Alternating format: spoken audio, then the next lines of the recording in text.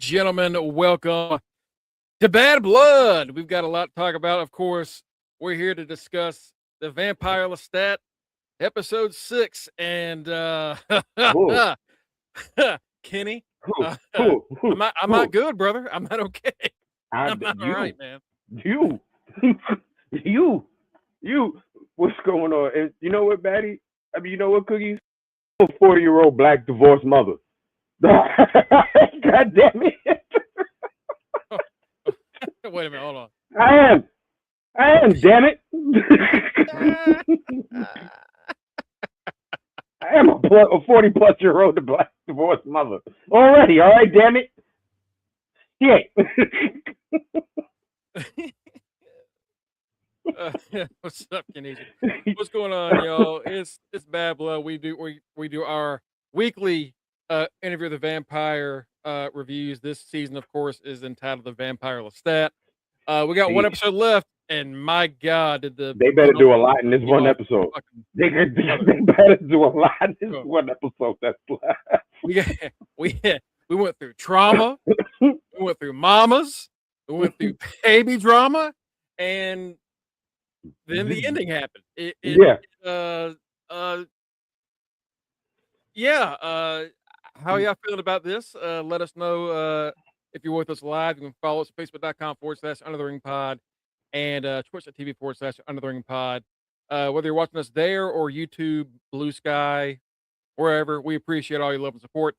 Uh, yeah, let's just jump into it. My name's Mongo. I'm not even gonna do my fucking intro this time. I'm ready to talk about it. Joining me, of course, is the reigning Are You Fucking Serious trivia champion, the king of wrestling stats and facts, King the Lion Court, the brave little wolf killer, Kitty. What's up, man? How you feeling? How you It's De doing? Leon Court. It's De Leon Court. Leon Court. Sorry, De De Leon Court. Leon Court. De Leon Court. And yes, I am a brave little wolf killer. Um, I am not okay. I am not okay. That is something. How do you say? Fucked up. What happened at the end of the show? And after this show went off, it made me go back and listen to La Fontaine des Sons, and it made me realize uh, God damn, this man Lestat is fucked up. It made, brother, this man.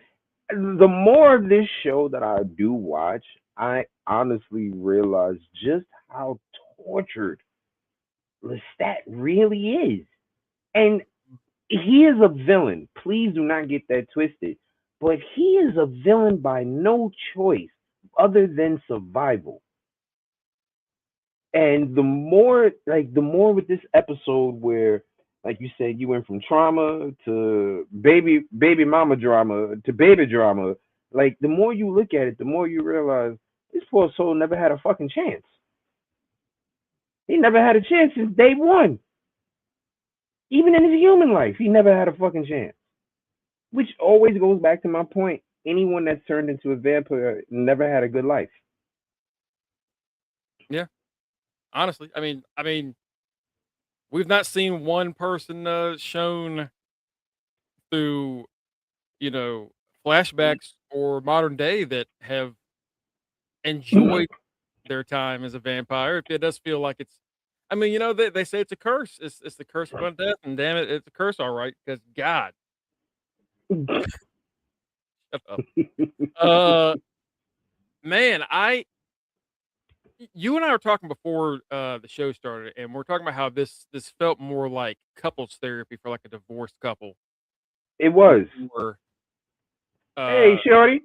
how's it going? It was. Uh, yeah, This episode right. was definitely this show was definitely couples therapy. It dealt with so many different things. It was literally like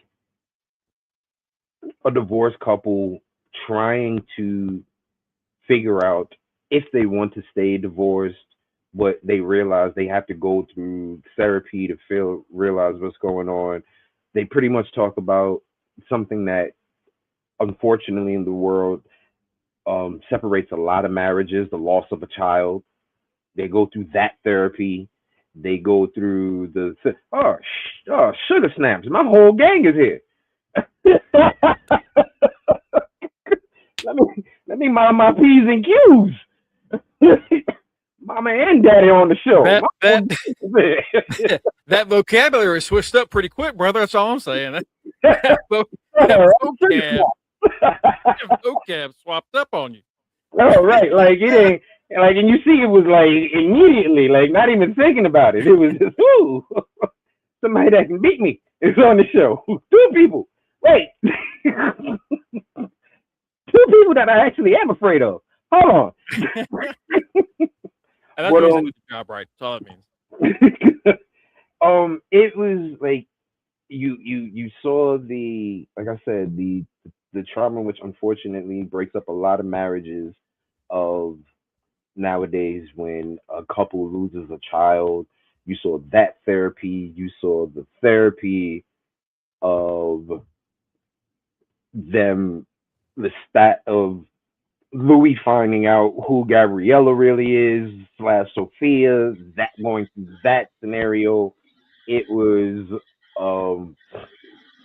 literally, like I said, before like the last 5 seconds of the show, it was borderline Bill and Frank of Last of Us type feel with this episode. It was like, okay, these 2 lovebirds is really gonna try to That's exactly speaking of folks that make us want therapy, ladies and gentlemen. Hey, Mike, Mike, before you say something, my mama and daddy on the show. Before you get wild, mama and daddy on the show, all right? Mr. Rivers, Mama Rivers, I apologize in advance for the words that are going to come out of my mouth. Ladies and gentlemen, he is the reigning Reggie Simpson Throw 'em Up Memorial Predictions Champion. Main event, Mike Ciampa. Mike, man, you were the latest one to the party on this one. I think you were late to the party. Thursday night. Thursday night, I think, is when you saw it, and we were up to see your live reactions to it. So, yeah, my initial reaction was, "Oh my fucking God!" What did I just watch? You watched a love story die. That's what you watched. You watched a love story die. And it's interesting that you say that, because then I watched it again this morning. And you know what? Fuck that love story. I swear. I will explain why later, but fuck that love story. I swear. I don't know what happened to Mike. I know what happened to Mike. Mike is a month away from the age where I also said, you know what? Fuck it. Fuck you. Fuck everything. 35 is when you get to that point where it's called fuck it. And if you notice, usually Mike is on the, this is this and this. Mike is getting to the point where it's fuck it. Everything that we've always been given a play to, Mike is at the point where fuck that. Fuck callers. I don't give a damn if you want me to come back as a daddy. Fucking son. Fuck. Mike is at the fucking stage. I'm not mad at you, brother. Yeah, but I have reasons for my fuckets. Go ahead. I mean, we'll get into it. We'll get to it. We'll get to it. Yeah. Mike got a fucking bucket list. I sure do. I sure do. Fucking bucket list. And yes, the love story is not dead. No, but my God, what do you do from here? I mean, Jesus. This next episode got to be a lot. It was a lot, man. We got a lot done. I saw folks saying that they didn't think a lot happened in the previous episode. And I was like, well, I mean, shit. That's why. If you thought that, this is the episode for you because Louis and Lestat got a chance to dive into all of their problems. Every last Literally every one. single one. Yeah. Every last one. It starts off with them having like A seance. like Louis is at Lestat's and they're kind of continuing to rekindle things and they're talking Making about how for dinner dates. They sounded like a typical couple arguing over dinner dates. Like they've been together forever. Do you want me to cancel? Do you want to cancel? Well, what should we eat? Well, what should we eat? I'm like, good Lord, this argument sounds familiar. Oh my God, what do you want to eat? I don't know. What do you mean you don't know? You want to eat? Every married man, every man that's in a relationship understands that.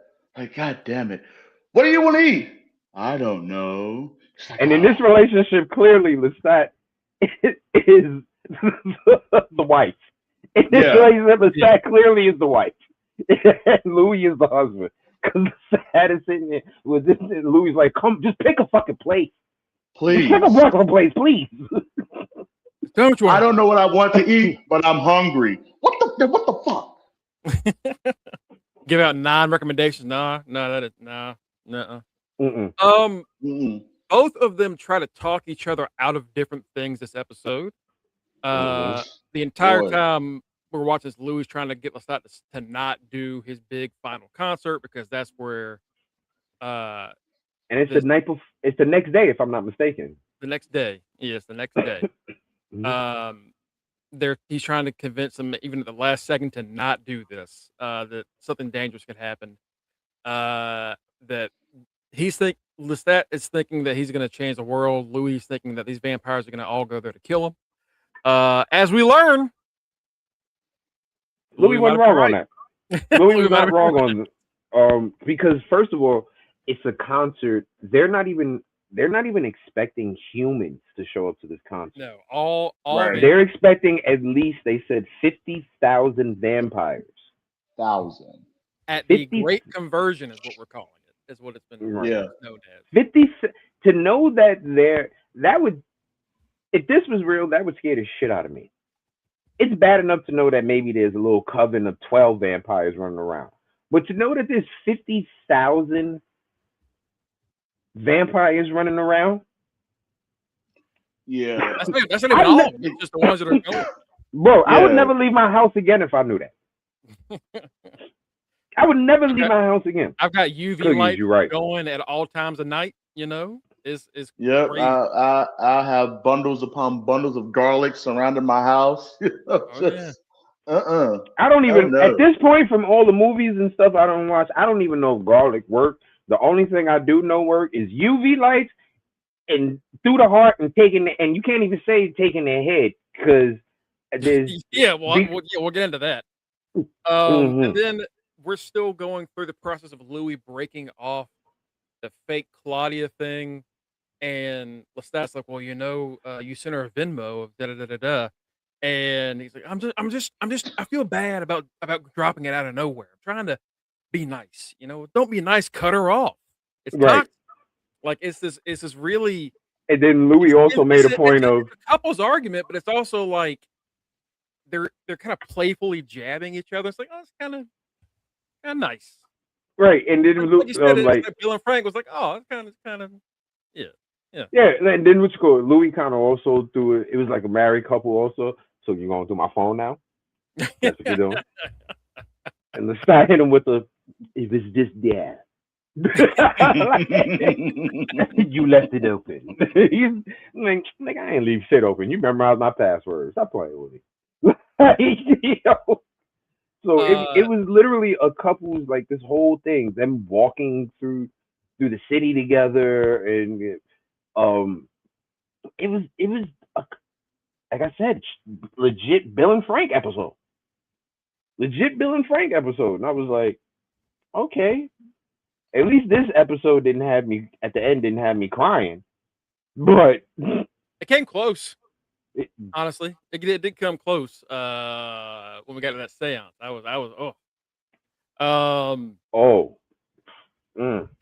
as this argument is going on, Lestat gets a call from a Mary Rick, and at first you don't know who that is, and it took me like the second watch to realize what happened there. I don't blame you. That Right. that had to be one of the most emotional things I've seen from a TV show. Oh boy, we'll get to that in Yeah. a second. We'll Honestly, get to that in since a the second. actual trial, like since that Oh last boy. season, and they're meeting at the hurricane. This like it god damn, it was brutal. They're heading out to go to a dinner. They're also going to have one last rehearsal Mhm. with the band for Louis to meet Sophia, Sophia, his manager. who then he later learns about all of that, and we're gonna get into that. But first off, their first dinner appointment is with Daniel. By the way, as they're going there, they're walking to the restaurant. Lestat is dressed as the Grim Reaper, hood up, got a Because it's sight Halloween. Because it's because it's Halloween. Halloween. Halloween. 2 So years to the date of his band being formed. Yeah, which is because they're for Halloween. He didn't treat the kids as bad this time, as he did 2 years before. When you get what you get. You get.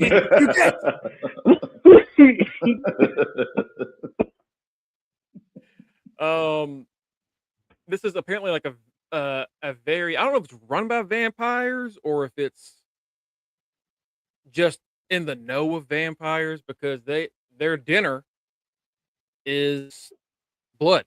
Like they bring somebody out and train them in front of them. This bad Persian chick that is willing to be drained. Right.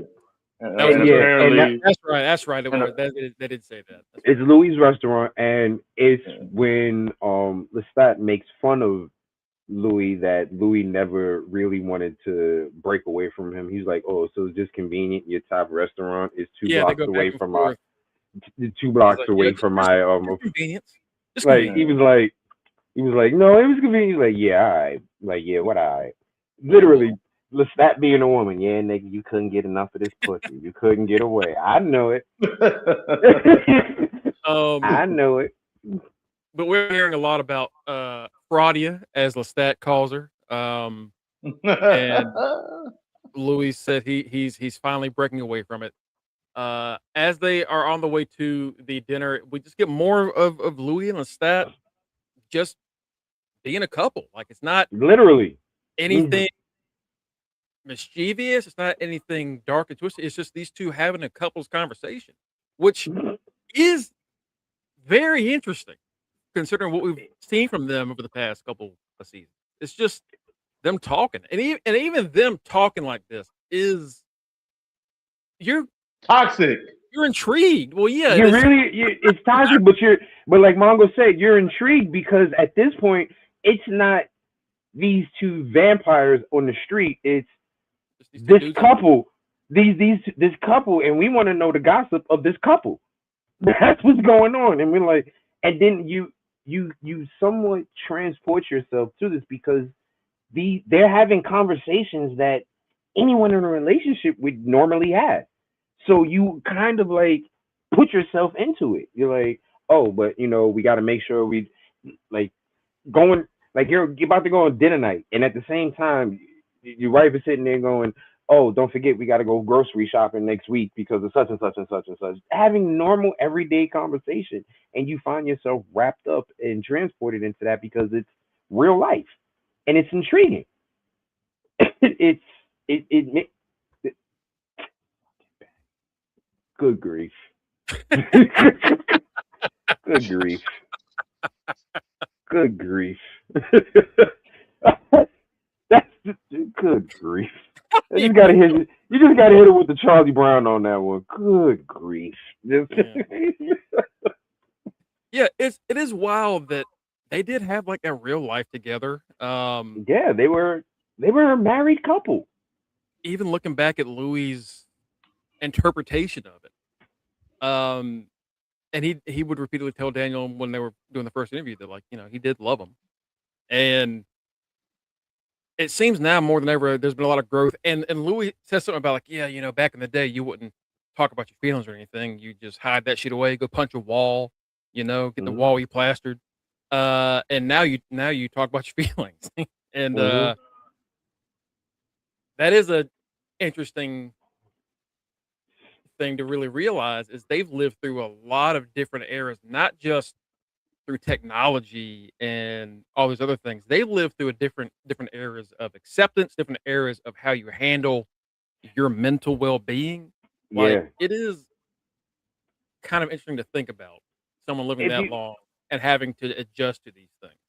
and the thing about it is like they're not a stereotypical couple by any means, considering a fact from where they started from. Number one, off the rip, they're a gay couple.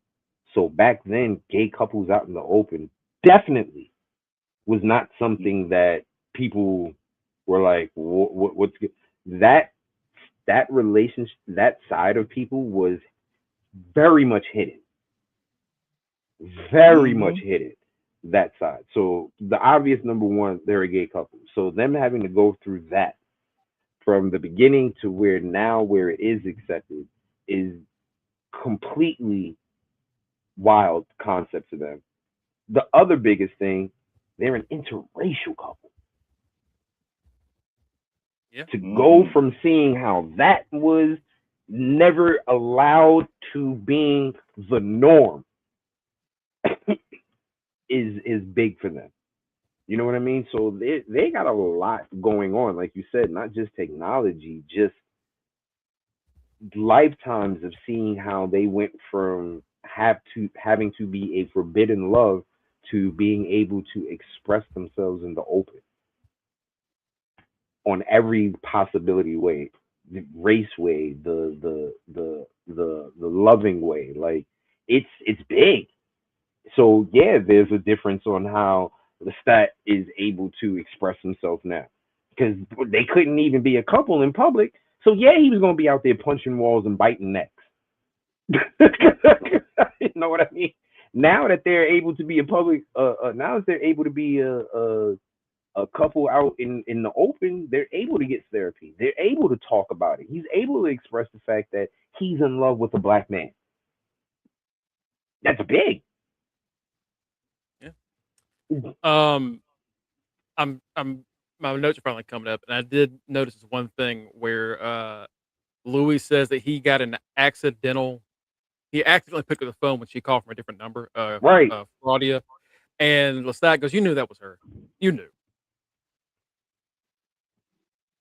Exactly. Once again, a woman knowing when a man is lying like a motherfucker. But also, Louis admitting that that's true. I mean, Louis got caught in that lie, and Louis is again very was how did you describe him a couple episodes ago, Mike? Not toxic, though that is your favorite word right now. But he is Manipulative, he's A manipulative, manipulator. He's a manipulator, a gaslighter. a gaslight. predator. He's, Yeah. yeah. Like he is not in any way innocent. A good And I guy. think that's something that yeah, well not I mean none of them are. That's Because cold hard truth. at the end of the day, Louis was a pimp Yeah. before he even became a vampire. He Mm-hmm. was a pimp. This man had a whole section in Louisiana under his wraps because Yeah. of his holes. Lucas in his hole was giving services to many. Um And it's Louis like, before and they sorry, go ahead, Mike. I was just gonna say, and to that point, and it's like the points that we've been making, especially these past couple episodes. Even though they're vampires, they hold on as much as their humanistic characteristics as possible and who they are as humans. So at that point, yes, Louis is a vampire, but in his ethos, he's a pimp. He's a manipulator. And I feel That's like, what go ahead, Mike. Go ahead, Mike. I'm about to say, and that's what and he's going to keep those. He's going to keep those humanistic traits throughout centuries. He's going to continue to keep those because that's who he is in his core.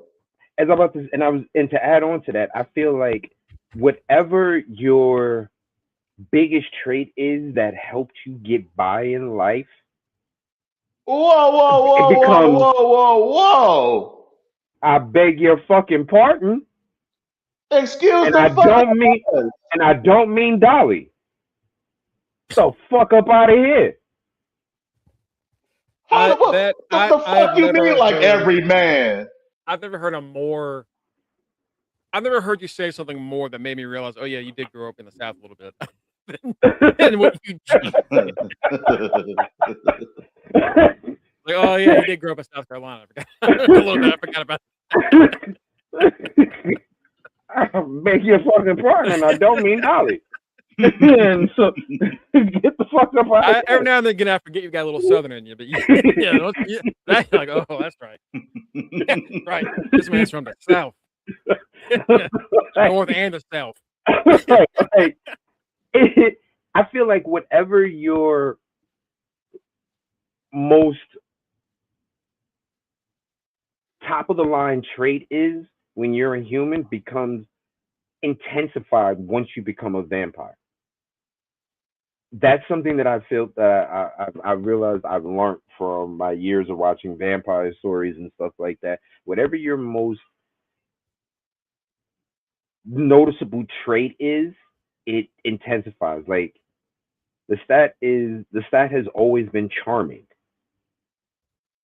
which is part of the reason his ass got raped and bit.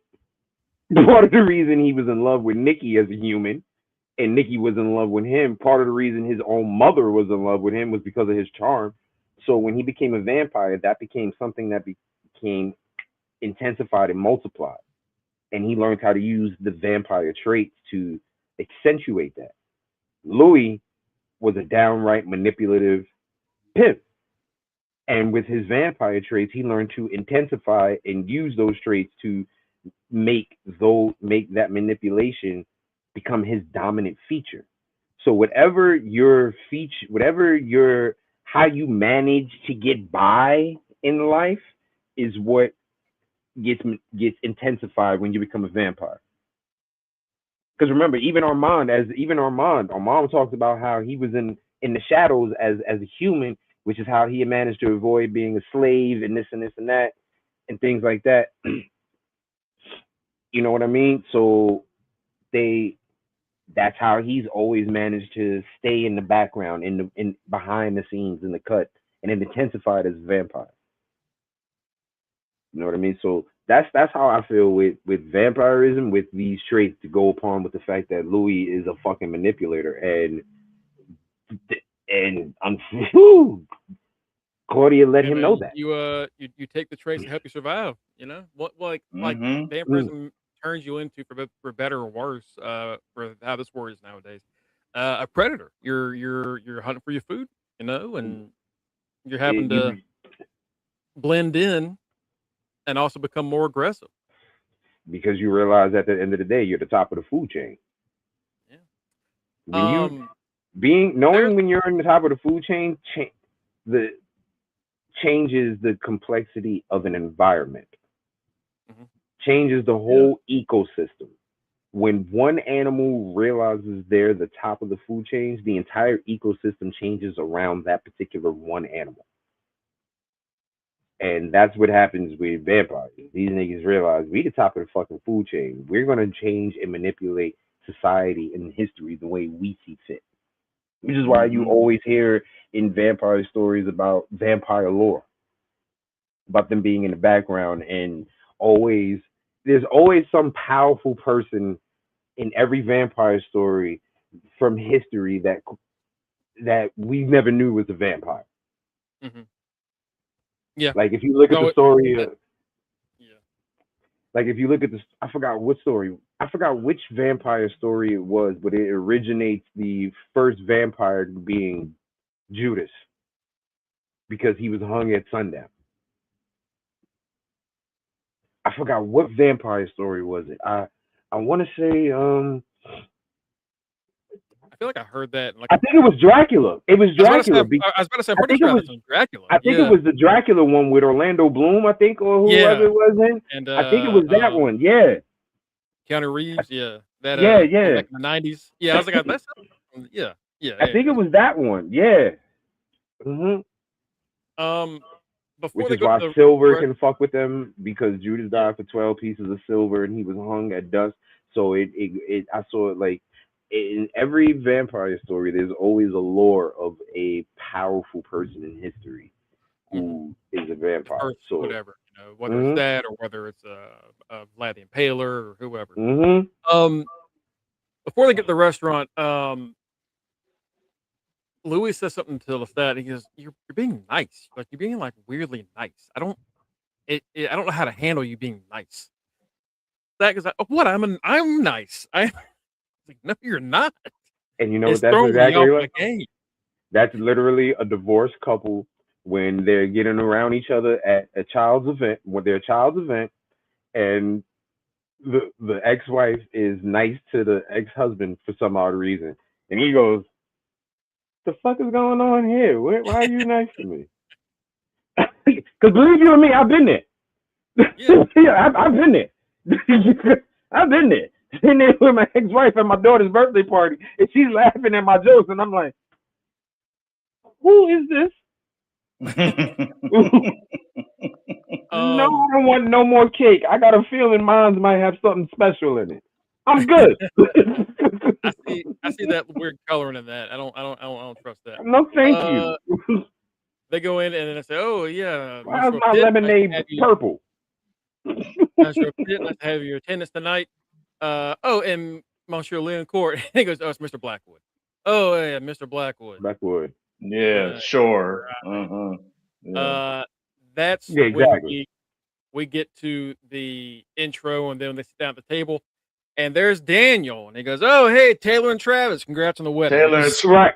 Yo, that shit had me crying. But Mongo, we forgot to mention one thing about this whole scenario.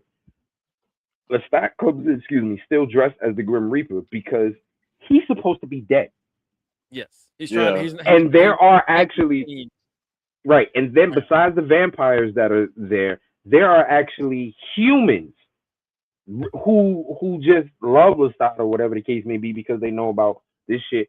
So when he says no, Mr. Blackwood, and Lestat takes off that cloak, the place fucking erupts. There's a point later on where they're driving down the road, and there are people jamming to the music of the band, and he leans out the window and starts singing along to the lyrics. Right. And they start freaking out, and they drop up, and he goes, "Ah, yeah, casual fans. They don't know what the fuck they're doing." It's like, all right, okay, all right.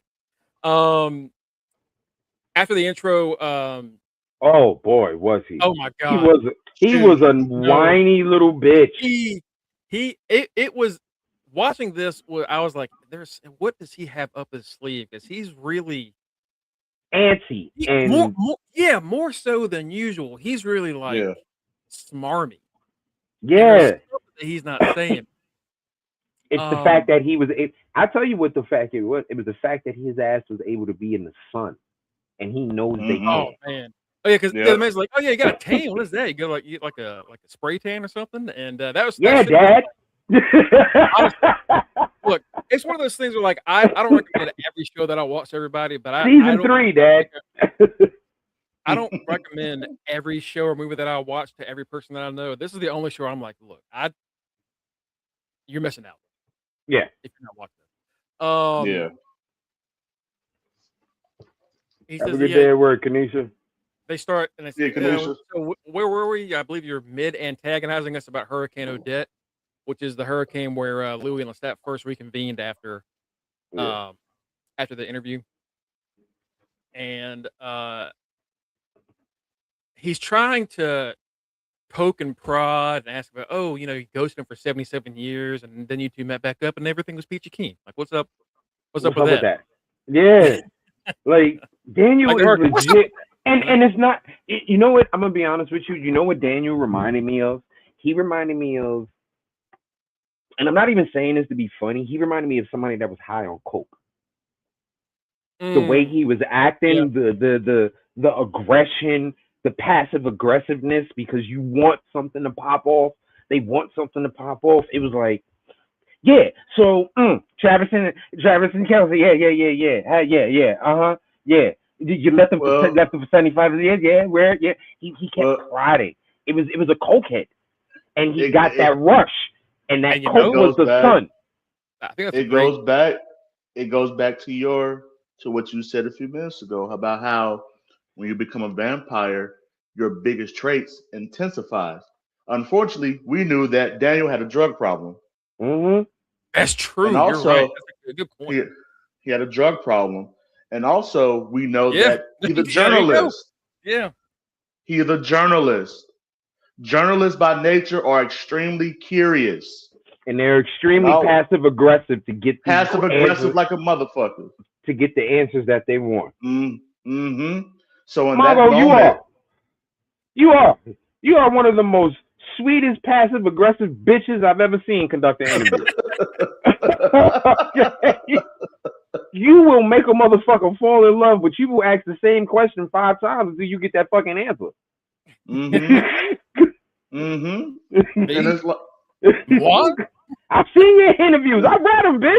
Yes. Trying to get over with a southern charm my ass. Yeah. You gotta get the story, brother. Exactly. Daniel is playing this off like he's not even answering asking a really big last question, and they're like, "That's it?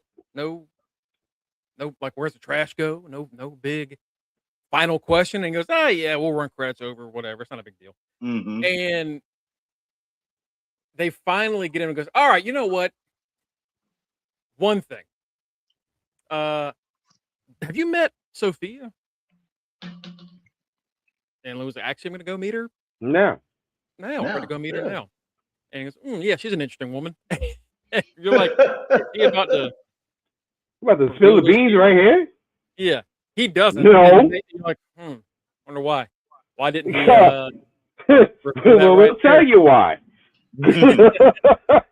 Hey. This is when they bring out, I believe her name is Francine. I could not pronounce that last.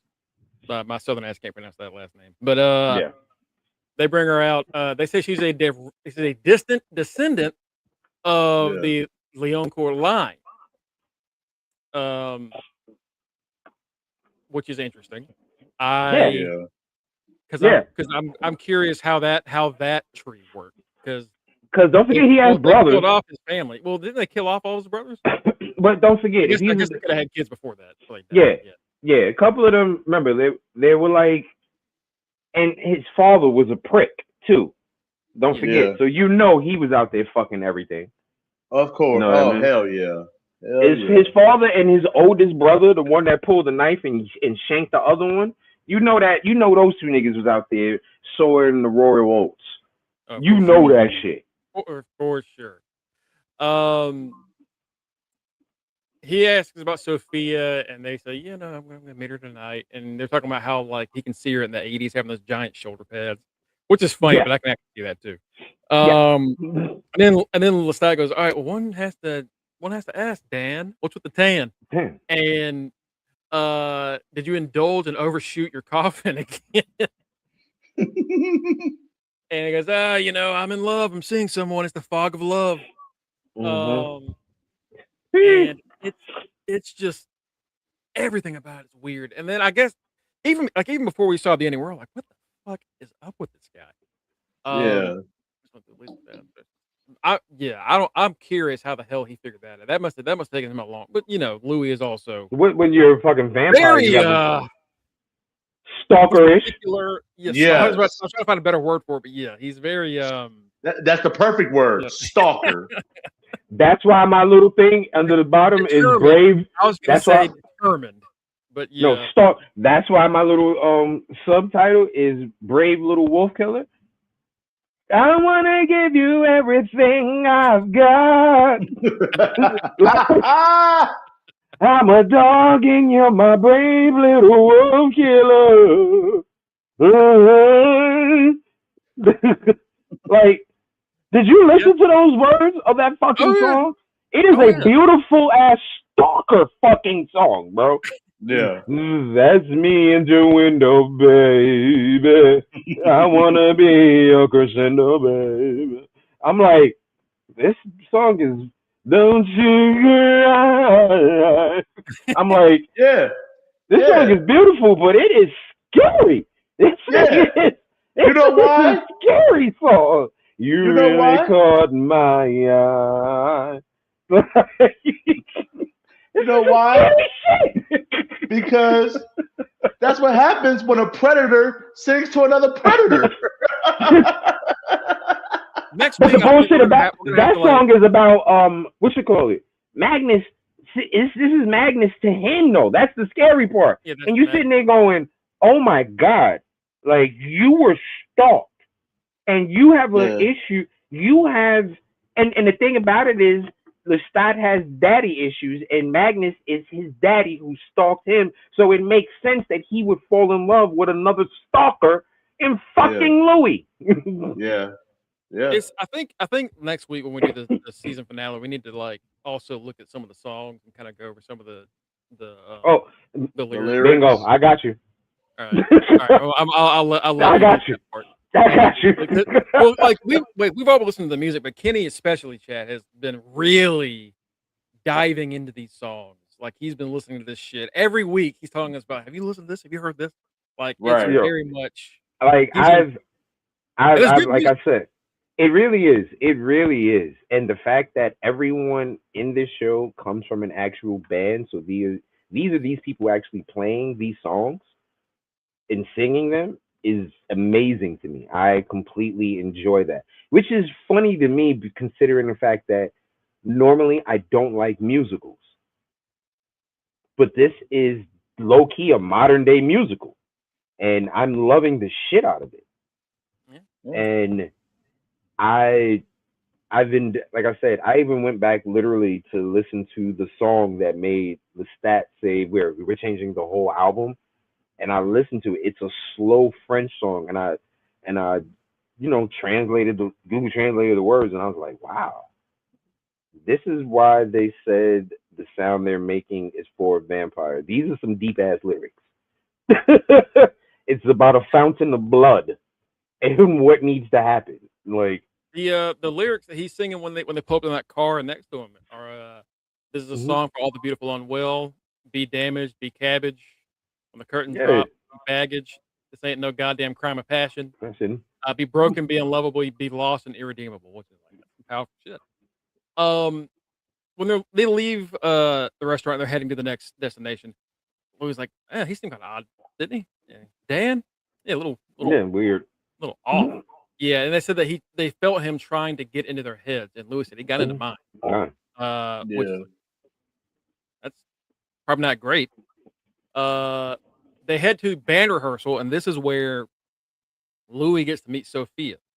And the way they were talking about her meeting him before, first I was like, does he know that that's his mom? Because it's acting like, all right, you can meet my mom for the first time. Be nice. Nah, at the end of the day, Sophia is Lestat's first fledgling. So Louis knows the connection of first fledgling has with their maker. Because that's what the fuck Lestat is to him. Yeah.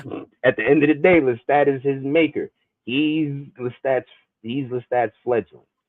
You know what I mean? And he knows the connection that they have, and Claudia is Louis' first fledgling. Actually, no. Actually, no. At the end of it, no. What? Claudia is not Louis' fledgling. No. Claudia is Liz Lestat. Yeah. Even says so in this episode when we get to it later. So yeah. Louis. What if he has it? I don't think so. I think Louis kills. If he does in this story, I don't think we've met one yet. I think the implication in the first season was that Rashid was one of his, but that ended up being Armand. So that they even bring up Antoinette, another person that Lestat ended up turning. And in a very aggressive manner. Oh, yes. Oh, that's right. Yeah, Madeline is. That's right. That's right. Which, you know what? That actually makes what she says later on even worse. Yeah. Oh my god. Oh, Yeah. God. Because he doesn't give a boy. he doesn't Boy. really. She's right about what she said. Like they didn't even care really that much about her. Lestat didn't have a reason to. Like, Lou, that's damn. Yeah. Like, that's your fledgling, bro. Yeah. They get to rehearsal, and Louis and Sophia sit next to each other, and she's kind of poking and prodding, and you know, so She's being a petty side woman. yeah. That's what she's doing. She's being a petty side woman who is finally. This scenario was so weird in so many ways because it was a mother meeting her son's husband, also the side bitch meeting her man's wife. That's what this was. That's what this was. It was the side bitch finally meeting the wife, and the mom finally meeting the husband. Not a new man, but yeah, his. Yeah. It was fucking just fucking weird. And after they get done, it's kind of hard to. They keep it casual. They don't really go into like deep conversation. And it's Louis is kind of blocking off as he always does. Mm-hmm. And Sophia's trying to kind of break him down. She fucking never wanted it. You're right. Yeah. You're right. After they get done with rehearsal, he sees Sophia and how'd you like him? He was on his phone a lot. No, they did have a conversation during the rehearsal. They had a conversation. It was about the show. She said, "I heard you trying to talk about the show," and he's like, "I just don't think it's a good idea. 50,000 vampires." And she looked at him and said, "Stand next to me. I'll protect you." Yeah, but she also says like, maybe you shouldn't go. Right. Mm-hmm. Maybe you. Yeah. Should. And then she says like, because can you imagine what would happen to him? How it would affect him if you got hurt? Mm-hmm. But you know, this is what happens when you have two manipulators having a conversation like this. Because he's like, yeah, it's best that you don't show up, aka be gone, motherfucker. He's mine. Mm-hmm. Yeah, that's the thing is it comes off, and they both say it to each other. That's the whole thing. Pretty much like, you may have had him once, but he's mine all the time. He's mine. That's what's going on right here. They having the Brandy and Monica fight right now. By the way, this is also happening while the band is rehearsing, warming up by playing "Dancing to Myself." Oh God, that's exactly what it is. Dancing to Myself while they're having this conversation. Right, and Lestat is getting it in, playing the song. Oh, he is. He's having a great fucking time on stage. Bro, this man was band is going in. Lestat was dancing like an 80s Bruce Springsteen. Like that's the way dancing by myself, dancing in the streets.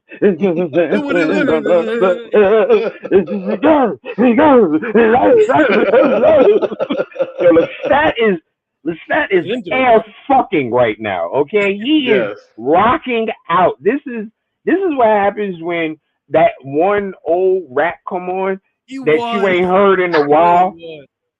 He really was. I do think that's part of it. Is like he gets to show off in front of his man. Last time they did this, it was him throwing the fucking book in his face, and it was thing. This time he was happy to have him there. It was because low key it was a solo concert for Louis. And you know what? Yeah. At the end of the day, we talked about there was like it was just. You said it was like a Bill and Frank episode, and what you mean by that is it's just kind of like a fucking cute moment. Yeah, like it was one of those rare episodes. What I mean by Bill and Frank And I'm not even saying it due to the fact that it's two men. I'm talking about it's one of those rare Very moments where you romantic. see genuine relationship scenarios on television. Yeah. Genuine This relationship whole scenarios. series is about a relationship. Yeah. But most of this episode was the small things peppered Yeah. into everything else. And it really felt like we were getting a good window into their casual life. Have fun, brothers. Enjoy it. Love you, Can I man. give them the warning you gave us? And hey, Mr. Rivers, yeah. No. Enjoy it, sir. All right, just since you mentioned it. Hey, Dad. All right, I did give them a warning. Season 1, it's gonna be a lot of butt fucking in the air, like legit. Yeah. It's a lot of butt fucking in the air, in the air. That's the part that always gets me in the air. Okay, so that's what's gonna happen a lot in season 1, but beautiful story. It did just shock because what you told me, I was like, that's cool. Like, it was one of those things like, I know, what it's about. It's like this, gay romance. But it was AMC, and I was like, how much is AMC gonna show? Like, I watched Walking Dead, I watched Breaking Bad. I was like, how much? I'm not used to them showing that much body on AMC. If this was on HBO, if this was an HBO show, I'd have been like, yeah, of course, obviously we're gonna get that. Oh no! The fact that it was on, the fact that it was AMC was that I was like, nah, I can do that. But damn it, they didn't. It did. AMC really, once they got their streaming service, like, yeah, no, we're gonna go all in on this shit. Yeah. Invested. Oh my god, that was hilarious. That was why I was shocked, because I was like, AMC doing? Nah, he's fine. Yeah.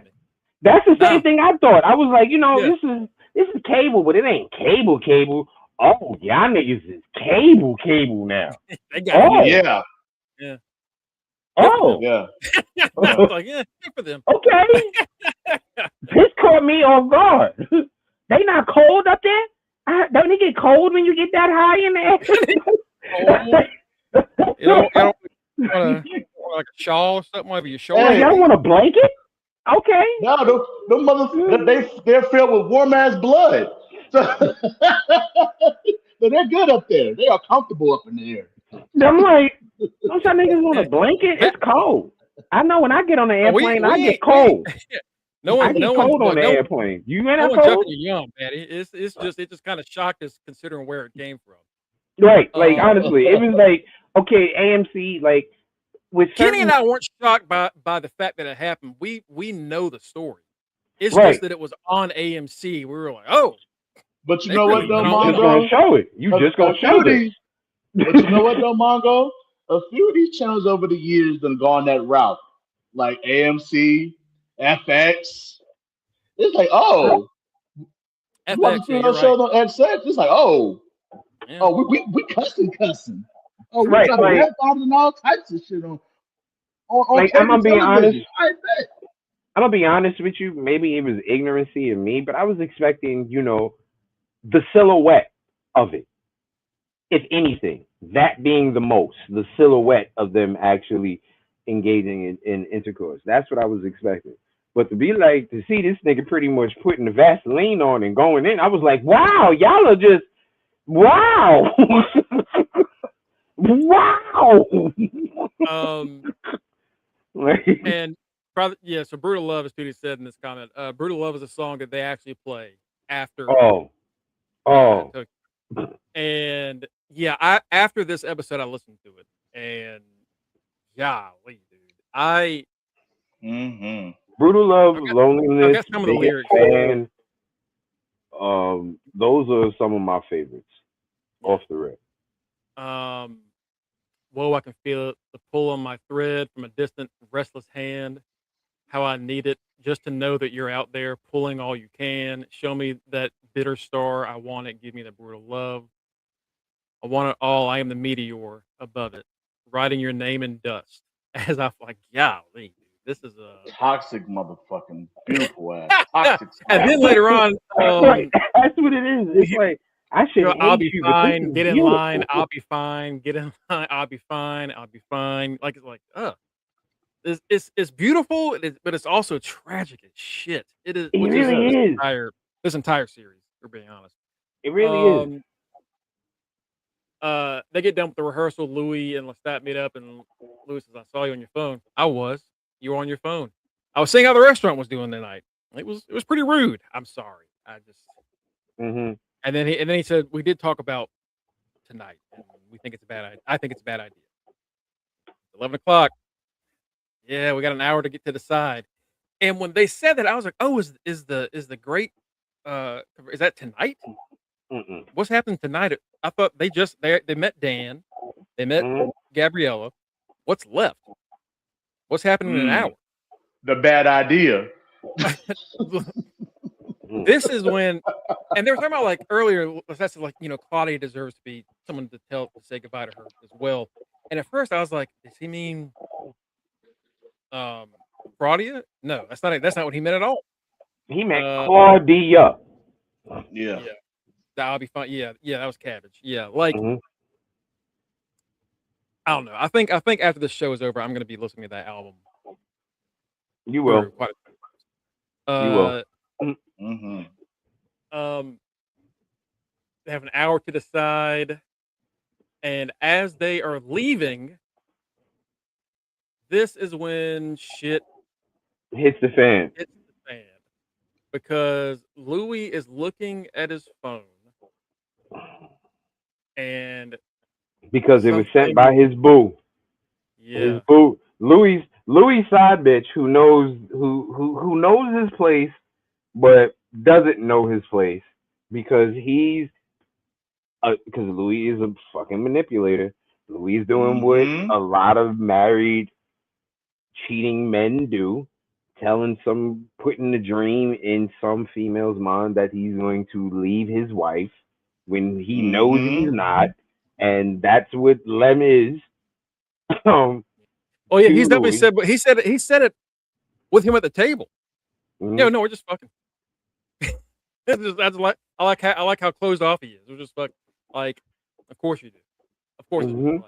Like, he says, I think we have to cancel, and I said, what about the hour? What are you talking about? Like, we have an hour to decide. Why cancel? And that's when you hear like weird moaning sounds coming from the phone, and Louis watching porn. What is it? What's happening right now? And he says, we need this is when the saxophones get higher. He wants to get pulled over. He was like, you know what? Let me get. Right, the saxophones are definitely getting louder. He definitely want to say, "Yo, let me in." He's handing the phone. He said, somebody sent me this link. A link? Yeah, this is on the internet. Yeah. And he says, well, this is obviously a deep fake. This is AI. AI deep fake. And the AI deep fake is Daniel standing in the sun with Armand, telling the world. This is after it's just footage of Lestat and Gabriella. Fucking. Yeah. Maybe it's on YouTube though. But it's on YouTube apparently. Yeah, but for Daniel released to break out, for a video to break out, someone's got to put that link in somebody's hands first. And Daniel released it on his own. I guess Daniel has enough clout where he can. Remember, this was part of his blog. Yeah.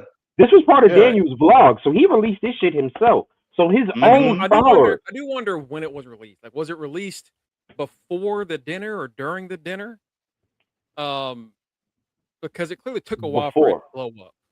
Before you? Oh yeah, probably. Before would be balls. I mean, I would say after. I would say after. Yeah, really. Yeah, they had the dinner, and then after meeting with these two assholes once again, I bet send. It was just anything for to just make Lestat look like a piece of shit to Louis. Yeah. This is when Dan gets the camera and goes, "Hey, cinema geeks, vampophiles, and false flaggers of the dark web. It's your boy, Daniel Malloy." It's like, oh, fuck you. That is, I hate him all. I hate him even more. Back with another salacious That's a clip bar. from my upcoming, don't say that, from my upcoming documentary. The bar. Interview with the Vampire Lestat. Horse racking since '92. That's that's a bar. Fuck That's you. a bar. That's a bar. Listen, you and Malloy got a little in common right there. You got some bars. Go fuck yourself. So when did you first meet his girlfriend Sophia? And then we hear in 1793, and the phone turns, and it's Armand. Armand is there with Daniel, and he says, when she was his mother. When we formed the Theater de Vampire, we all knew her then as the vampire Gabriella Lestat's mother. Interesting. So here he is 2 months after his murder, taking a break from his recording his posthumous album to bone his mom, the Bon Sasquatch on the Bon Sasquatch studio couch. My whole thing is that no one is paying attention to is, first of all, it is fucking lightning and thundering as shit out here, and I am nervous because remember 2 days ago my sky was dirt brick color, and now we got lightning. You were on the outside of the circles of hell. That's where I'm at right now. Again, you're getting what we got yesterday when it was flooding all over fucking Cincinnati. Yeah. Here's my thing. Like the stat had this, but at the end of the day, Gabriella leaked this shit to Daniel. This was her camera. Because who else would be recording? You think Gabriella? I thought she looked back. She looked back at the camera while she was riding at one point. I thought Daniel was recording it and she saw and just didn't care. Was my interpretation, but maybe. I guess we'll find out. I guess we're gonna find out tomorrow. But you might be right. This is a justifiable crash out from Louis, I think. You find out. Yeah. What you find out. You find out a lot of shit. You find out. Wait a minute. First of all, that chick is your mother. Then wait, you were fucking your mom, bro. And then this is when the stat confirms that him and his mom were fucking. Him and his mom were fucking while they were human. Yeah. The stat confirmed that. So it's like, oh, y'all niggas always been freaky. Let me out. Let me out. Like, what the hell you mean you were coming in where you came out? I'm like, when Louis said that, I said, oh, that just sounds fucking disgusting. He didn't say, so is she your mother? My mother died a long time ago. Is Sophia your mother? My mother is dead. Let me put it this way. Are you hitting the same vagina you spent the first 9 months of your mortal life? Yeah. And then disgusting. And then Lestat does what every toxic person in a relationship does when immediately brings up his problems. Immediately brings up. Wait, hold up. Besides that, when one person decides, you know what, I had enough of being toxic and I want to leave, the more extreme toxic of the two always goes to the extreme with the I'm going to kill myself, I'm getting sick. Yeah. Because Lestat then starts to do the I'm throwing up blood. Get Louis to feel sorry for him to stay. Which is what happens in every toxic relationship. I think it's interesting. Both of you are looking at that as like, oh, he's fucking taking this shit. And Batty and Cookies are like, oh no, this is fucking heartbreaking. This is a very interesting oh no, I looked at that like, look at him trying to manipulate his way out of the situation. Yeah. That's how I looked at it. Yeah. And yeah, Louis does. It takes him a while. I do think it's funny the transition from them on the street, kind of like just holding on to each other, to the bar. Bar, like, so you banged your mom, huh? Like it's just, it's but this he does. He breaks down and he does the. I mean, I know people that when they get that emotional and they cry. When they get that emotional and they start crying and they have like a real serious like breakdown, they do that shit. I understand. I've So seen that too before, but I think in this one, You it got caught, was motherfucker. yeah, I don't know. I yeah, think it was, well, he yeah. got caught in that, but I don't think it was manipulation either. I think it was just genuine. Everything's crashing down around him. Louis was like his last Nah. fucking. Louis was like his last life. It's a Because Mongo, let me tell you something, Mongo. Because he would have kept that lie going as long as he could. If it wasn't for that it's fucking a video, manipulating move.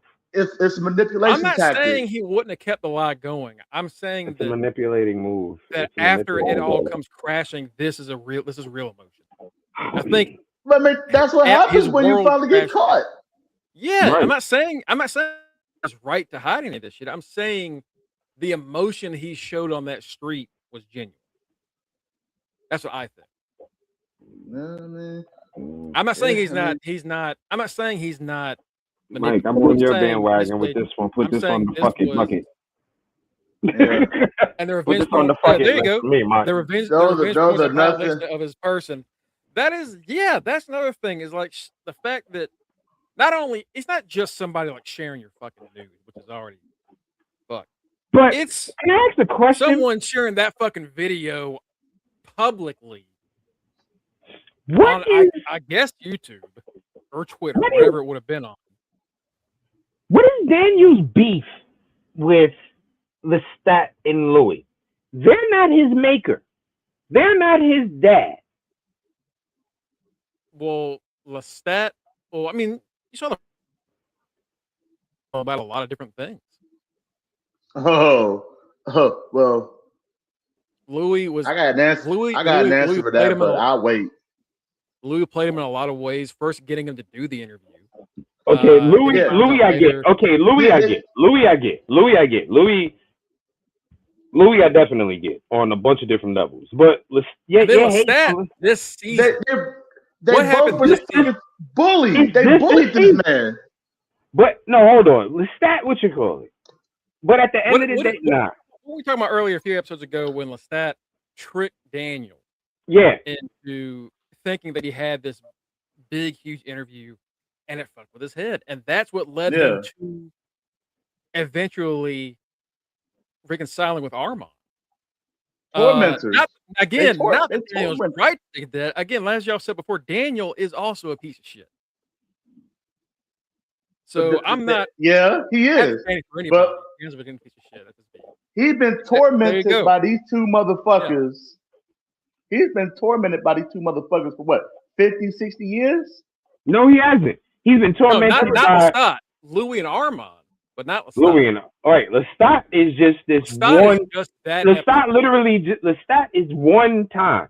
It's literally one time. Lestat embarrassed him. Lestat made a mockery of him because Daniel takes his profession seriously. Like Daniel's whole personality is his journalism. And that all it takes. And all it takes is one time. Yeah. When you pull some shit like that sometimes with a lot of people. Like y'all said earlier, talk about how vampirism brings out your worst qualities. What are his fucking worst qualities? Yo. Yeah. Daniel is the biggest piece of shit I know. No, you're not, but he's close. Yeah, exactly. Because that's the thing is he got when he thought he had Lestat, and that is what messed his head up so badly. Yeah. Not that it was like a genuine thing, and it wasn't like they were friends. He thought he had him, and in the end, he got played, and it affected him so badly, it turned him down. And again, we talk about his. It made him a crackhead again. We talk about his drug addiction and how he fell into Armand as a way to kind of mend that pain, as you do with drugs. It makes sense for Daniel to do what he did. Not that it was okay. Yeah. Oh yeah. Oh, okay. So if shit go black, just tell my mama no I love her. Lestat starts doing gasping, starts throwing up blood, and Louis like, it's okay, it's okay, it's okay, it's okay. Hug it out, and then we cut to the bar, and then it's like, so Sophia's your Fucking your mom. mom. And they kind of get into it. We kind of got to rush because we gotta rush this most important part of this episode. We got to get to the next part. So the next scene after they kind of talk about this at the bar is they go to a seance. Oh boy. They go to have a seance with Merrick Mayfair, who is a very prominent, powerful witch in the books. I believe she has her own one or two books in the series. I was just saying, I have to get into the Mayfair witches now. Yeah, I didn't know that. It was unfortunate. I heard the show's not that great, but I will give it a I'll give it a chance. I think it's like a different director, but I'll give it a chance. Yeah, that's the thing. Like he talked about a stutter all the time. He's not. Daniel's not a good person, and Daniel was trying to take. He's been taking shots. He's been taking petty shots at Lestat the entire season. Yeah, for no reason. He got just to get that fucking story. Yeah, he just got, and it fucked with him. So we go to the seance. They meet Merrick Mayfair. You want a book spoiler about Merrick specifically? I don't know. Wait till next week. Join us next week. It's at the season finale. Just in case something might pop up next episode. Yeah. What? Yeah. Wait till if next it doesn't week. happen, if it doesn't happen next episode, I would love for you to give us some next one. Yes. Please join us next week and give us that spoiler. Please. So yeah, they greet Merrick Mayfair, who has to take some items from them that were Claudia's. So you get Claudia's journal, and you saw the finale. Oh goddamn! Oh god, I'm fucking nervous about that. It's her journal, and then her I guess it was like a sweater. No, it was her dress. It was a dress. The dress. Yeah, her dress. I thought it was something she had over her dress. Was it the actual dress? It was the dress. The actual dress. Which Louis was hanging on his wall. Mm-hmm. This is fucking weird. Wild. So they sit. There's a circle, and then at first they're next to each other. And Merrick says, "The gate's closed. What did you two have like a fight or something recently?" It's been a long day. He goes, "All right, 10-2. 10-2. And she's trying to bring Claudia out to talk, and her face slams against the table, and she loses teeth. And she goes, "She don't want to be talked to right now." And I said, "You need to try. We need to have this. We need to have this conversation." She said, "You're gonna pay my dentist bill and give me extra." Right. Pay whatever you want us to pay. Just do this. All right. Does it again, and this is when. Oh, they also kind of tag each other back and forth. Oh, you implied that I killed her. You know, you implied that I did this. Like it's again, it's all coming out here. And Lestat did kind of get a little laugh out of that. Because at the end of the, because unfortunately, we fought. I was about to say. Go ahead, Mongo. She says, "Papa Legba, Virgin Mary, Angel Michael, Angel Gabriel. I cannot do this without your blessings. Virgin Mary, angels, Papa. I am Merrick Mayfair. I call on you. Open the gates. You know my name, Papa. All spirits are answered to me. Son of Ham, Mama, you, Baron Sedemi. I give you my blood." And this is when we hear Claudia. "The fuck are you yanking me for, you dumb bitch?" And then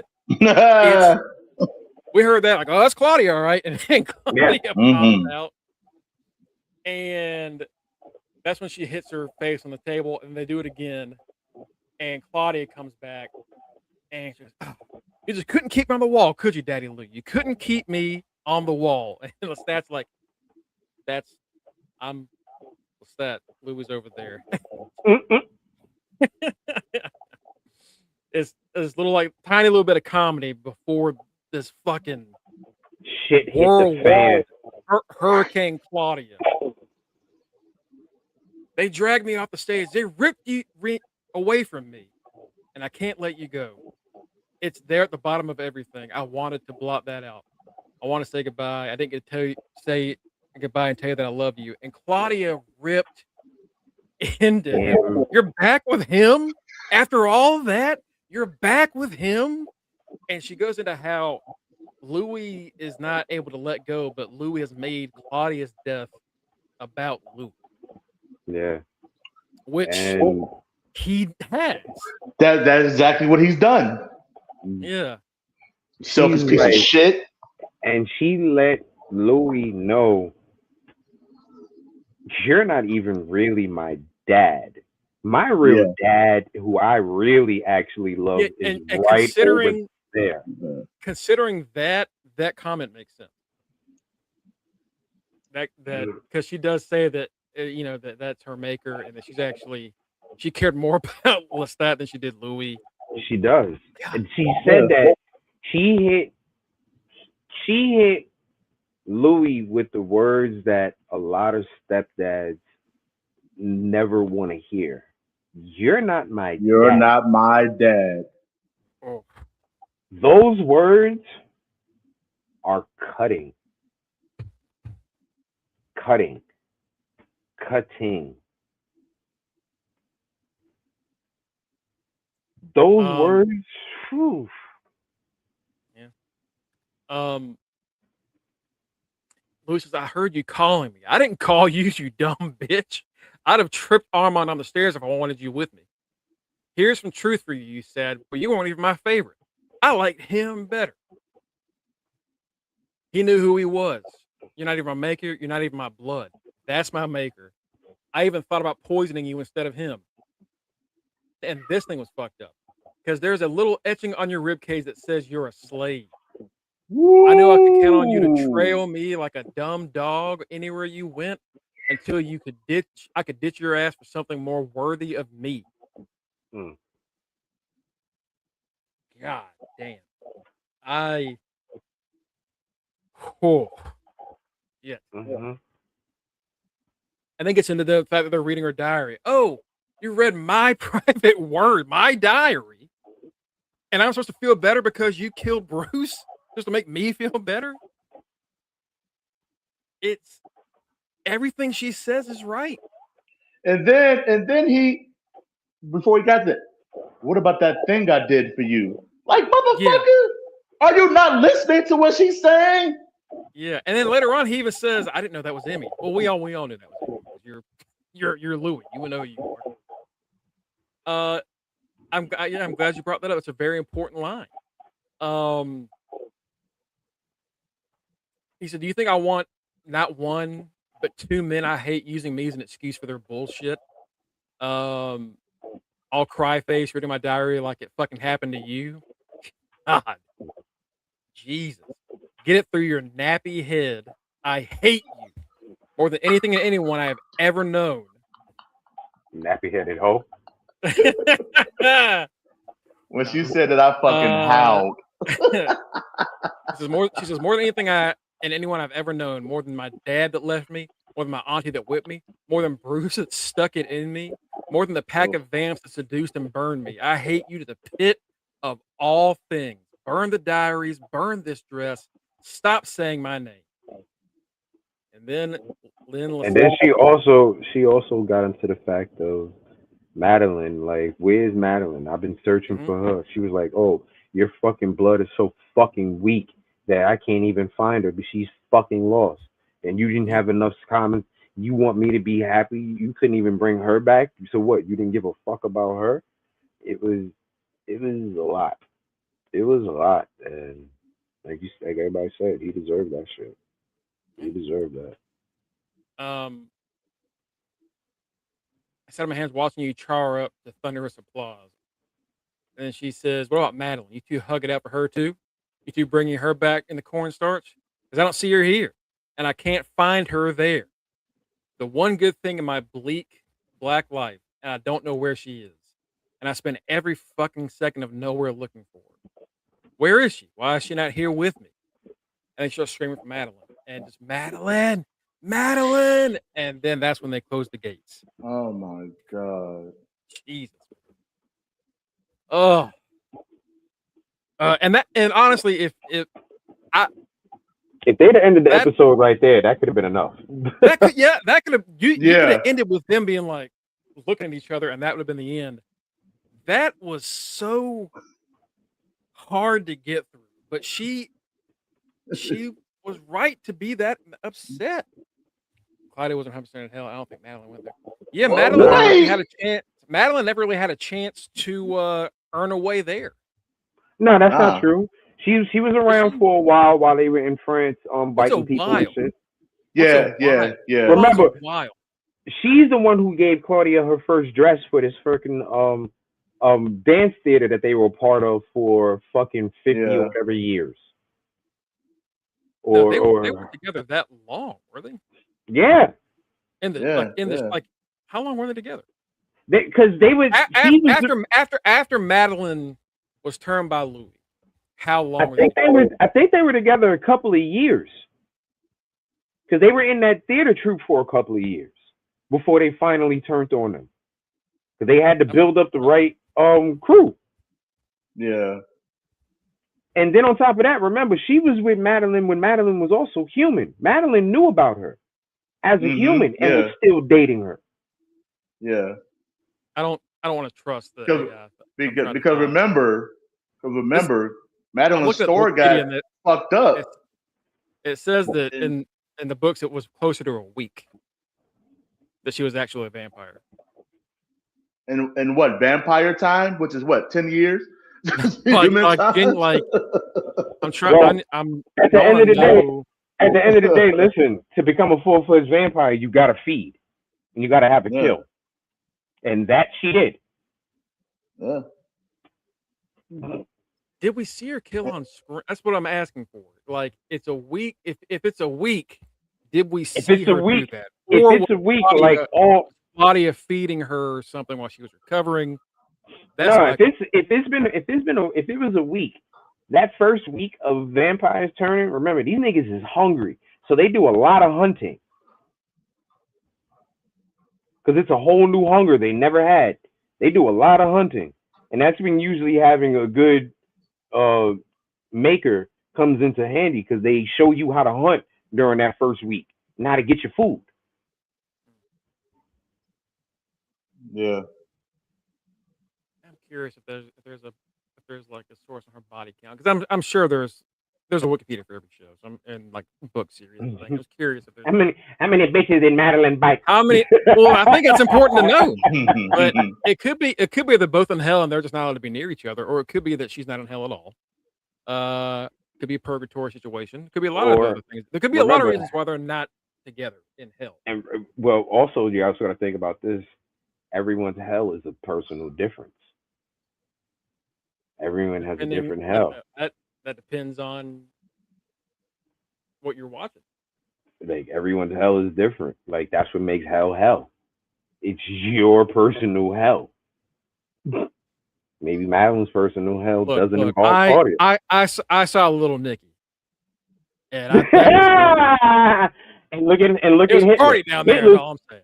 Hitler's personal hell was getting a pineapple shoved up his ass when in a French maid outfit every day at 2:00 on a dot. So after that, they leave and they just kind of both go, "Wow." Well, that's the end of that. Yeah. That happened. That did not go the way we thought it was going to go. That's definitely what happens when your adult kid finally lets you know when you're a parent. Blah blah blah blah blah blah blah blah blah blah. Well, wasn't that an ungrateful little bastard? So what we did for him growing up, he got the nerve to do that to us. Well, then okay, yeah. That's the conversation they had. Two parents who got told to get out their daughter's house at Thanksgiving because they done said the wrong shit. That's what that was. And then Louis says, so after sitting down for a while, Louis was like, "Yeah, that pretty much closed the door on that." She spared us the ambiguity. And Louis says, "I didn't know I had that in me," like Mike said. And then these two motherfuckers start talking about retirement plans. Yeah. Because Lestat mentioned like I have like a cabin in like somewhere private. It's like, hey, you want to live in a cabin? I can do it for 10 or 15 years. I said, yeah, you know what? That's no Madeline. Yeah, I guess that does suck for her. Anyway, Yeah. let's move on. And they sit on a park bench and they just start talking together. And Oh, and they Louis figure says, out because of the video, they figure out where the tan came from with Daniel, because the Daniel's video is him in broad daylight yeah, with because you Armand. noticed he was in broad daylight. Yeah, and that Mhm. explains the tan. Yeah. Um,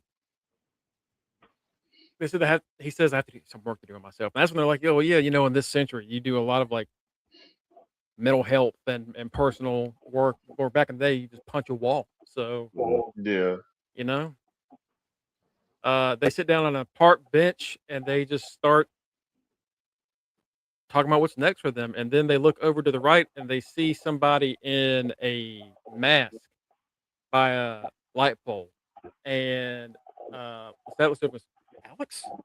And He's then the no, next scene, what you call it? Louis says, your little fledgling has been following us all night.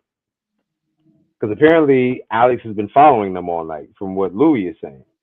Like Louis noticed it, even though Lestat didn't notice well, it. Well, if we that did we was did actually see Alex earlier in the episode when they were walking to the restaurant. Alex walked by them, and he told Alex, go home, yeah. go Yeah. home. Well, that's the thing is they say Alex because it's someone wearing a mask, but that's not who it was. Yeah, us think like after all that, it is a cute and nice wrap up, Mhm. and then like you said, they slap you in the face. They look over Alex, and then you hear footsteps, and then and you see Lestat and Louis' heads Just slide the fuck fall off, off. decapitated, and that's the fucking ending. And you're like, excuse the fuck out of me. I was Excuse the fuck out of me. Hello, wait. So, which made me wait till the credits were completely over to see.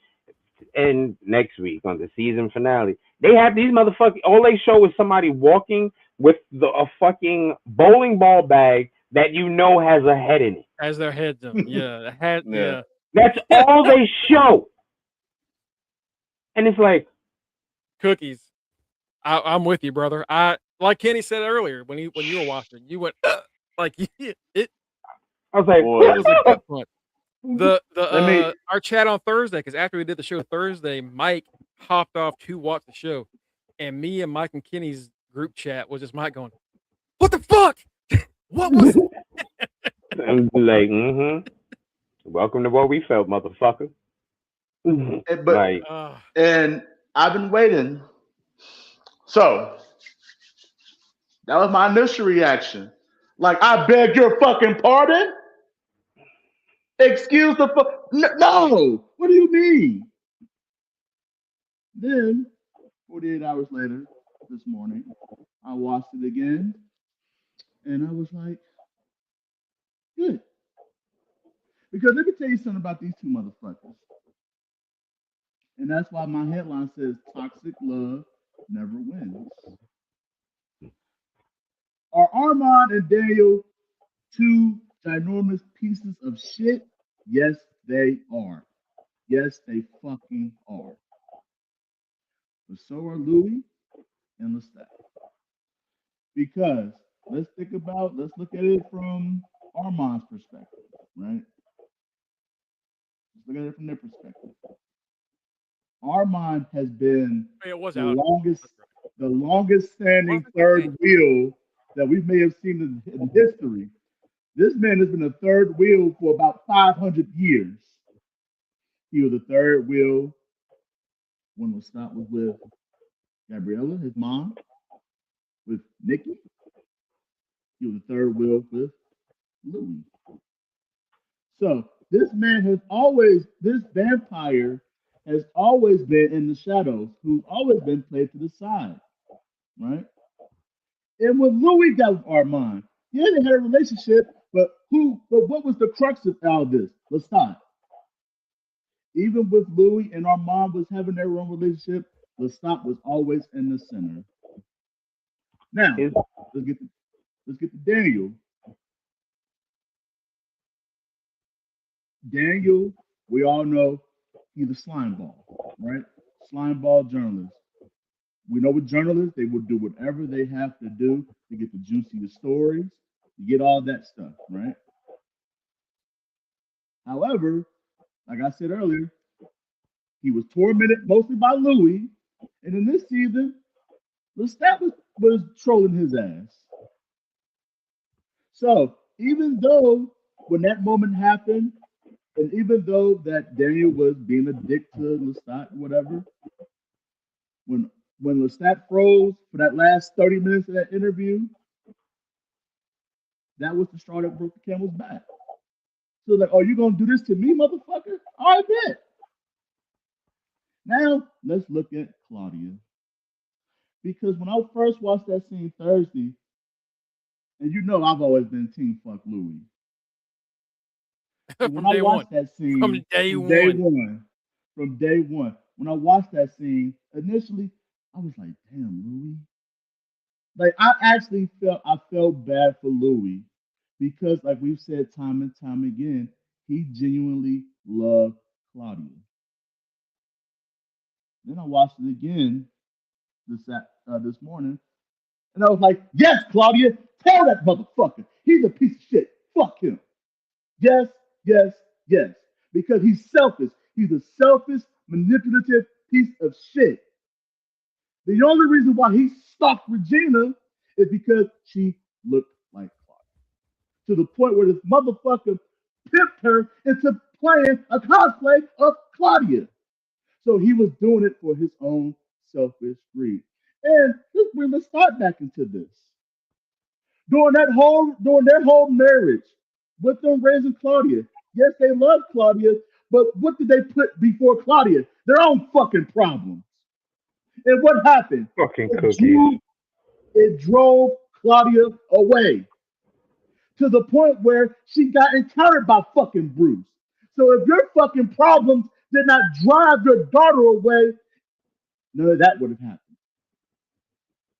Because Kenny, you know, as a parent, you put your child's needs first. Your main priority is your child.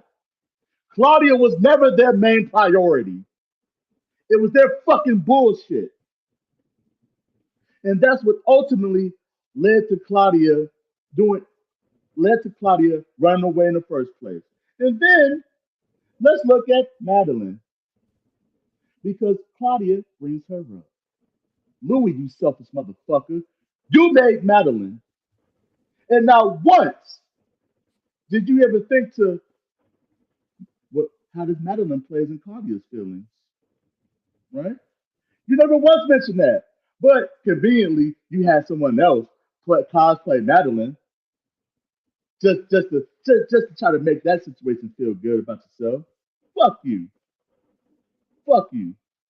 Because even though you made Madeline, did you really care about her? No. You didn't care about her either.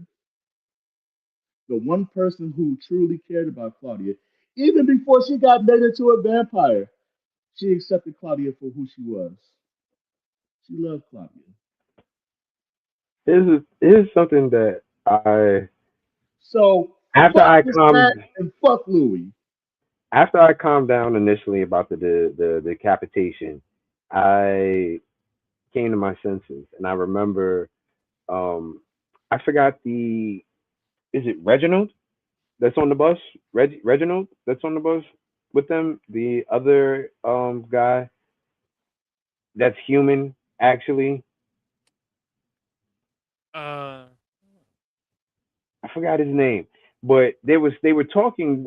I remember a scene that they were talking, and he talked about how decapitation isn't necessarily a way to kill vampires because there was some vampire who had his head decapitated for I think he said like over 2 weeks. Fareed, there we go, Fareed. Thank you, Fareed. He said there was some vampire that was decapitated. They said like for over 2 weeks, and he still managed to live, or whatever the case may be. And then I thought about this isn't the first time Lestat has had his head fucking either decapitated or hanging halfway off, because that's how Louis and Claudia, quote unquote, killed him. They slit his fucking throat open.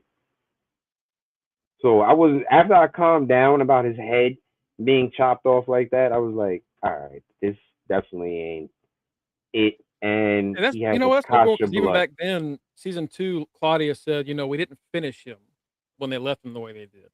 hmm Uh, Yeah.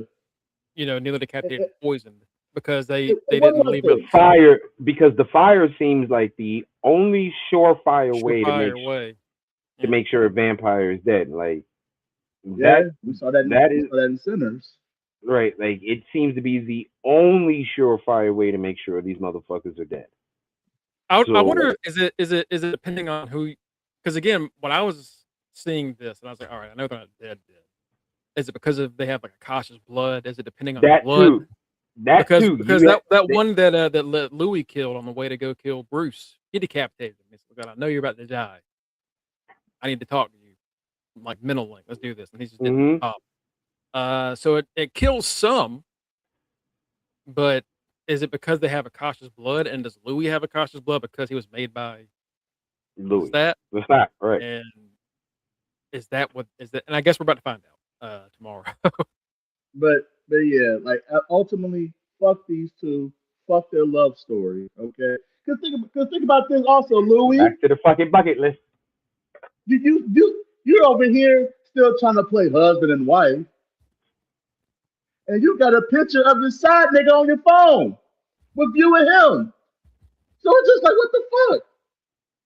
So again, being scornful, being manipulative, being a cheater. Mm-hmm. These two have scorned everybody that they've come in contact with.